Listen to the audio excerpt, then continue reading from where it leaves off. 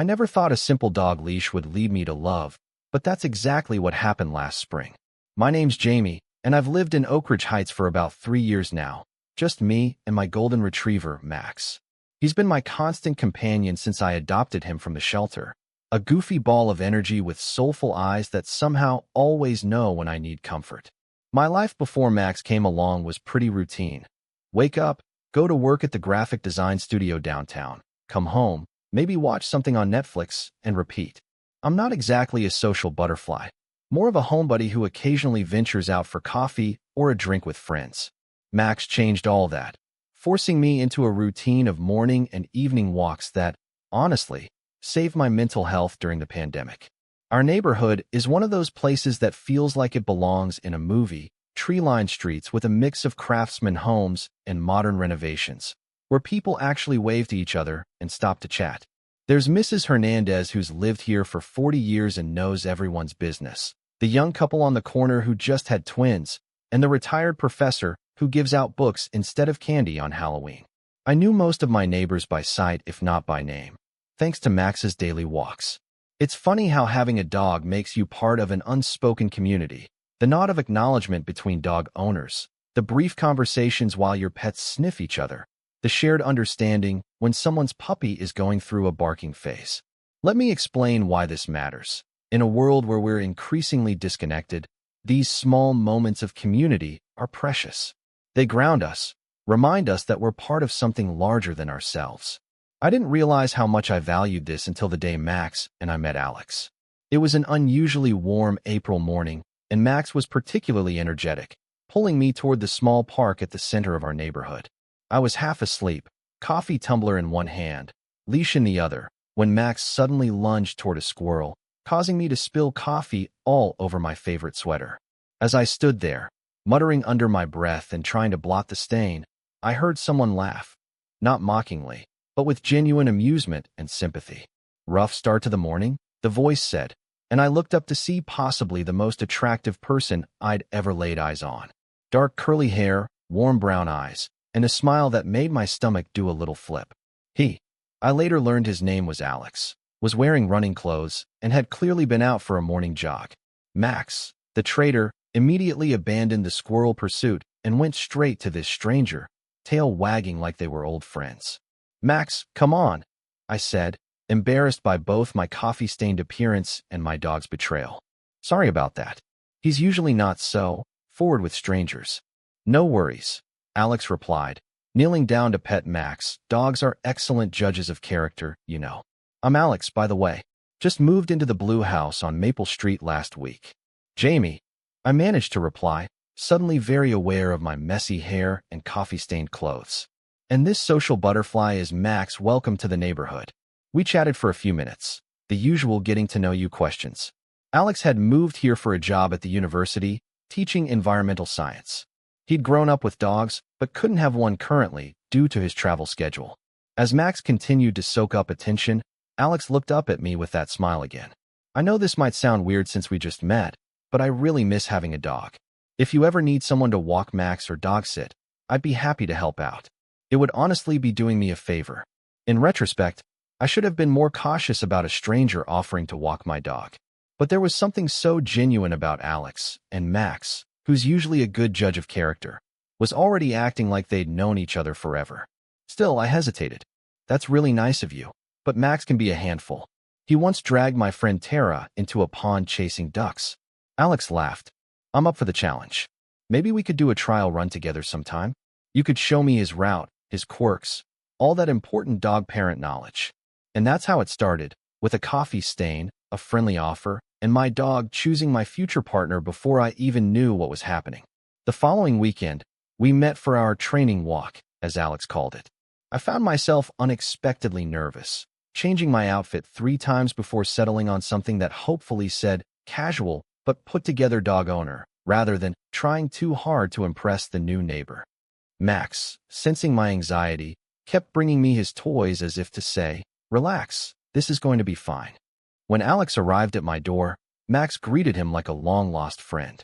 There was something both endearing and slightly annoying about how quickly my dog had bonded with this person I barely knew. We set off on our usual route, and I found myself narrating all of Max's peculiarities. How he always stops at the big oak tree on the corner, his vendetta against the neighborhood cats, his preference for the left side of the sidewalk. He hates getting his paws wet unless it's a lake or stream. Then wild horses couldn't drag him away from the water, I explained as we navigated around a puddle. And he's got this weird thing about people wearing hats. He'll bark at them until they acknowledge him. Alex listened attentively, asking questions and taking mental notes. What about treats? Is he allowed to have them on walks? Only as rewards for good behavior, I said. Otherwise, he turns into a treat-seeking missile and won't focus on anything else. As we walked and talked, I found myself relaxing.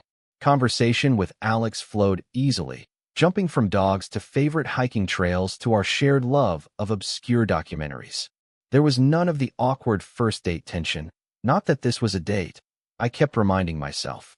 Just two neighbors walking a dog, sharing a leash, literally, when Max decided to investigate something interesting, and we both instinctively held on. That first walk turned into a regular thing. Twice a week, Alex would join Max and me for our evening stroll.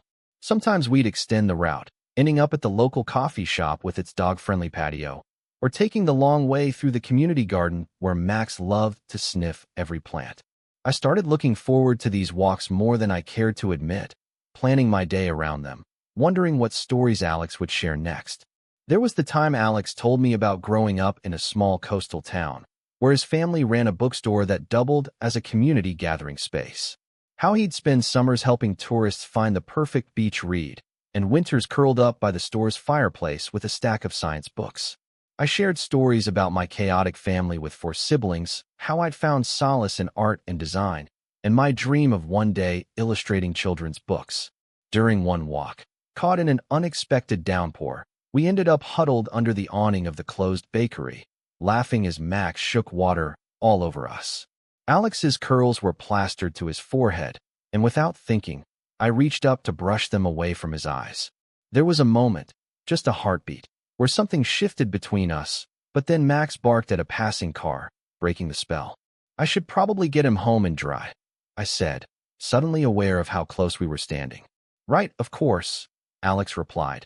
And was it my imagination, or did he sound disappointed? As our friendship grew, so did my confusion about what exactly we were to each other. Friends? Neighbors? Something more? I found myself analyzing every interaction, every text message, every smile. It had been almost 2 years since my last relationship, a painful breakup that had left me wary of opening up again. And I wasn't even sure if Alex was interested in men. We'd never explicitly discussed dating or relationships, both of us carefully keeping conversations in the safe territory of work, hobbies, and, of course, Max. My best friend, Layla, was no help. Just ask him out already, she said during our weekly phone call. The worst he can say is no. And then I have to see him around the neighborhood forever, with both of us knowing I misread the situation? No thanks. Jamie, he voluntarily walks your dog twice a week and texts you dog memes at midnight.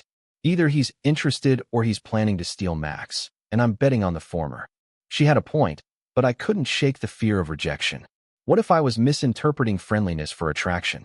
What if I ruined the easy companionship we'd built? Then came the day that changed everything. It was about 2 months into our dog-walking friendship. Alex had been out of town at a conference for a week, and I was surprised by how much I'd missed our walks. Max had spent the week looking expectantly at the door every evening, then giving me disappointed looks when Alex didn't appear. When he finally returned, we planned a special walk to the lake on the outskirts of our neighborhood, Max's favorite spot. The afternoon was perfect, golden sunlight filtering through the trees as we let Max off-leash to splash in the shallow water. We sat on a bench, watching him play, and Alex told me about his conference, the interesting people he'd met, the ideas he'd brought back. But honestly, he said, turning to look at me, I kept wishing you were there. There was this amazing sunset over the city skyline, and all I could think was how you would have appreciated the colors, maybe even sketched it. My heart did that flip thing again. I missed you too, I admitted. Both of us did. Max kept waiting by the door every evening. Just Max? Alex asked, and there was something in his voice that gave me courage. No, I said quietly. Not just Max. The moment stretched between us, full of possibility. Then Alex's phone rang. an emergency call from a student having a crisis with their research project. He apologized profusely, promised to call me later, and hurried off, leaving me with Max and a swirl of unresolved emotions. That night, I couldn't sleep, replaying our conversation and wondering what might have happened if we hadn't been interrupted. Around midnight, my phone lit up with a text from Alex. Can't stop thinking about our conversation. Can we talk tomorrow? Just us. My stomach filled with butterflies as I replied, yes. Dinner at my place? I'll make that pasta you liked. The next evening found me in a state of nervous anticipation, cleaning my already clean apartment and chopping vegetables with perhaps more force than necessary. Max kept following me around, sensing my anxiety. When the doorbell rang, he beat me to the door, barking excitedly. Alex stood there with a bottle of wine and a small paper bag. Wine for us, treats for Max, he explained with a smile that didn't quite hide his own nervousness. Dinner was delicious but tense, both of us dancing around the conversation we needed to have. We talked about safe topics, work, neighborhood gossip, a new dog park opening nearby, until finally, as we cleared the plates, Alex took a deep breath. Jamie, I need to be honest with you about something. My heart sank. Here it comes, I thought. The gentle letdown. The, you're a great friend, but speech. I haven't been completely forthcoming about why I moved here, he continued. The job at the university was real, but I also came here to start fresh after a bad breakup. My ex and I were together for 5 years, and when it ended, I needed a completely new environment. I nodded, not sure where this was going, but relieved it wasn't the rejection I'd feared. The thing is, Alex went on, I promised myself I wouldn't get involved with anyone for at least a year. I needed time to figure out who I was on my own, what I really wanted. And then I met you and Max, and all those plans went out the window. He looked at me directly now, his expression open and vulnerable. I like you, Jamie, more than as a friend or a dog-walking buddy. And it scares me because I wasn't looking for this, but here we are. The relief that flooded through me was almost dizzying. I like you too, I managed to say. And for what it's worth, I wasn't looking either. After my last relationship ended, I pretty much decided Max was going to be the only male in my life for the foreseeable future. Alex laughed, the tension breaking. How's that working out for you? Well, he's a terrible conversationalist, but he's very loyal. We moved to the couch, sitting closer than we ever had before, as I told Alex about my own past. The relationship that had ended when my ex decided he wasn't really gay after all, and left me for a woman he worked with. The months of questioning myself, wondering if there was something wrong with me that had pushed him away. There's nothing wrong with you, Alex said firmly, taking my hand. Trust me on that. We talked for hours, sharing stories we'd held back before, filling in the gaps in our knowledge of each other. I learned that Alex had a scar on his knee from falling out of a treehouse at age 9, that he sang in the shower but was terrified of karaoke, that he called his grandmother every Sunday without fail. I told him about my collection of vintage comic books, my irrational fear of butterflies, how I still cried every time I watched certain movies no matter how many times I'd seen them. As the night grew late, our conversation slowed, replaced by comfortable silence and meaningful glances. When Alex finally stood to leave, we both lingered at the door, neither wanting the evening to end. So, he said, where do we go from here? Well, I replied, feeling brave. Max needs his morning walk tomorrow around 8. You could join us, and maybe stay for breakfast after? Alex smiled, that same smile that had caught my attention from the very beginning. I'd like that. And then, finally, he leaned in and kissed me, softly at first, then with growing confidence when I responded eagerly. It felt like coming home to a place I'd never been before, familiar and new all at once. When we pulled apart, both slightly breathless, Max nudged his way between us as if to say, it's about time. But life is rarely as simple as a perfect kiss and a happily ever after. The following weeks were a delicate dance of figuring out what our relationship was and what we wanted it to be. We continued our walks with Max, now holding hands as well as sharing the leash, stealing kisses when we thought no one was looking. We had dinner at each other's places, watched movies curled up together on the couch, and slowly began integrating our lives. Then came the neighborhood block party, an annual tradition I'd always enjoyed but never thought much about. This year was different. This would be our first public appearance as a couple. I was nervous, not because I was ashamed of our relationship, but because small communities can sometimes have long memories and loose tongues. What if people gossiped? What if they treated us differently? Alex sensed my anxiety as we prepared to head over, Max already excited by the sounds of music and laughter from the street. "We don't have to go if you're not comfortable," he said, squeezing my hand. "Or we can go as neighbors, friends, whatever feels right to you." His understanding only made me love him more. Yes, love, a word I'd been carefully avoiding even in my thoughts, but was becoming harder to deny. "No," I said firmly. "I want to go with you. As us. I'm just being silly." "It's not silly to be concerned about how people will react," Alex said. "But for what it's worth, I've never been happier than I am with you, and I don't care who knows it." The block party turned out to be a non-event in terms of our relationship. A few curious glances, some knowing smiles from neighbors who had seen us walking together, but mostly just the usual community camaraderie. Mrs. Hernandez winked at me and whispered, "About time you found someone worthy of you and Max," which made me blush furiously. The young couple with the twins asked if we'd be interested in dog-sitting when they took their first post-baby vacation. The retired professor engaged Alex in a lengthy discussion about climate change while I chatted with other neighbors. By the end of the evening, as we walked home hand in hand with a tired Max trudging beside us, I felt a weight lift from my shoulders. The world hadn't ended. Our neighbors had accepted us without drama. And most importantly, I was falling deeply in love with the man beside me. But just as things were settling into a comfortable rhythm, a misunderstanding threatened to derail everything. Alex had been busy with end-of-semester grading and a research paper deadline, while I was swamped with a major project at work. We'd seen less of each other, our communication reduced to quick texts and brief dog walks. I was feeling neglected but trying to be understanding, reminding myself that adult relationships require patience and compromise. Then came the evening when I stopped by Alex's house unannounced, hoping to surprise him with takeout from his favorite restaurant. Through the window, I saw him laughing and talking with someone I didn't recognize, an attractive man about our age, sitting too close on the couch, their body language suggesting intimacy. My stomach dropped, old insecurities rushing back. I didn't stay to confront them, just turned and walked home, ignoring Alex's text later that night asking if Max and I wanted to join him for breakfast the next day. For 3 days, I avoided him, making excuses about work and taking Max on different routes for his walks. I was hurt and confused, but also angry at myself for jumping to conclusions without giving Alex a chance to explain. Wasn't this exactly what had gone wrong in my previous relationships? Lack of communication, assumptions made in fear rather than love?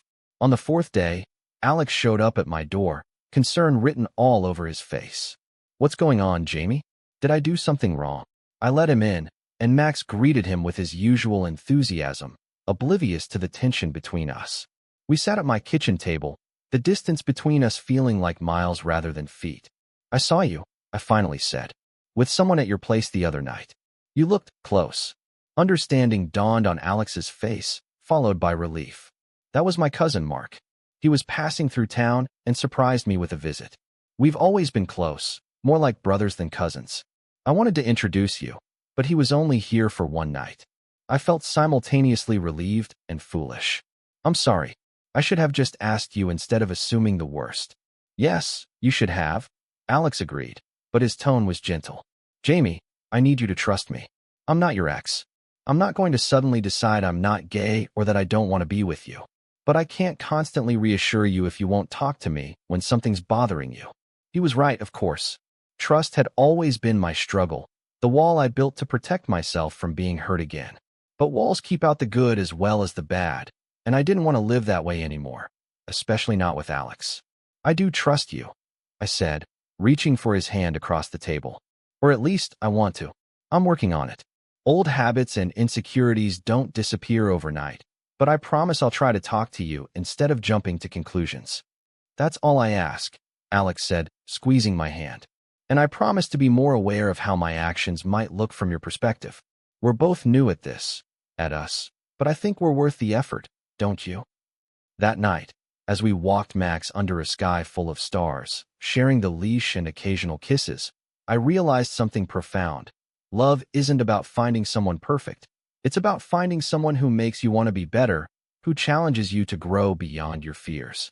Alex was that person for me, And somehow, miraculously, I seemed to be that person for him too. 6 months after that first coffee-spilled meeting, Alex's lease was ending, and we faced a decision: renew separately or take the leap and move in together. It felt fast by conventional standards, but nothing about our relationship had been conventional from the start. "What do you think, Max?" I asked one evening as the three of us cuddled on the couch. "Should we make this permanent?" Max responded by licking both our faces enthusiastically, which we chose to interpret as approval. Moving day was chaos, boxes everywhere, furniture that wouldn't fit through doorways, the inevitable disagreements about where things should go. But by evening, as we collapsed exhausted on our couch, mine, because it was more comfortable, in our living room, his, because it had better light, with Max sprawled contentedly across both our laps, I knew we'd made the right decision. "Welcome home," Alex said, kissing my temple. "Home," I repeated, the word feeling right in a way it never had before. Now, a year since that fateful morning in the park, our life together has settled into a rhythm that feels both ordinary and extraordinary. We still walk Max twice daily, still share the leash, still stop to chat with neighbors who have become friends. Mrs. Hernandez brings us homemade cookies and not-so-subtle hints about marriage and adoption. The young couple with the twins has us over for dinner once a month. The retired professor lends us books he thinks we'll enjoy. Our relationship isn't perfect. We argue about dirty dishes and work schedules, about whether the thermostat should be set at 68 or 72, about whose turn it is to take Max to the vet. But we talk through our disagreements. We compromise. We apologize when we're wrong. We're learning each other, day by day, walk by walk. Sometimes, in quiet moments, I think about how differently my life might have turned out if Max hadn't lunged at that squirrel, if I hadn't spilled my coffee, if Alex hadn't laughed and offered to help. How many potential loves pass us by because of missed connections, paths that almost cross but don't quite. I'm grateful every day for that chance meeting, for a dog who knew what I needed before I did, for a neighbor brave enough to offer friendship that blossomed into love. Most of all, I'm grateful for the reminder that sometimes the best things in life happen when we least expect them, when we're willing to share our walks, our stories, and eventually, our lives. As I write this, Alex is in the kitchen making dinner, singing off-key to a song on the radio. Max is at my feet, dreaming of squirrels and treats and tomorrow's walk. And I'm exactly where I'm supposed to be, finally understanding that home isn't a place. It's the people and pets who make you feel like you belong, exactly as you are. So if you see two men walking a golden retriever in Oak Ridge Heights, sharing a leash and stealing kisses when they think no one's looking, that's us, Jamie, Alex, and Max, finding our way together, one walk at a time. Total _char_count, 18,635.